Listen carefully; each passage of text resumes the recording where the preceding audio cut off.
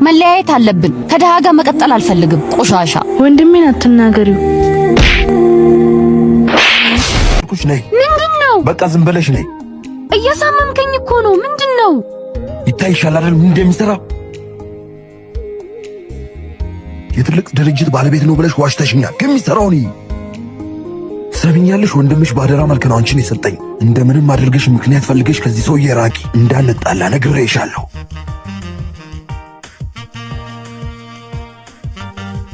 አንዴ ላናግርክ። ኤዱ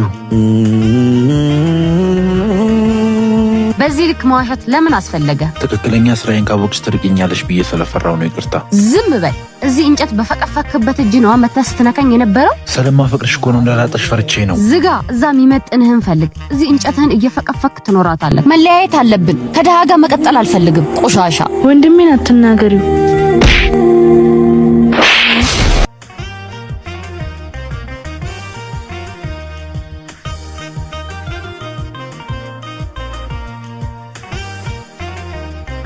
አንቺ ዛሬ በኔ ፊት እህቴ ላይ እጅሽን ካነሳሽ ነገ ለኔም አትመለሽም። አሪፍ ሐሳብ ነው ያመጣሽው። መለያየት አለብን። አባወራ እንጂ ማወራ የመሆን ሐሳብ የለኝ። ከፊቴ ጥፊ ሌላ ነገር ሳይፈጠር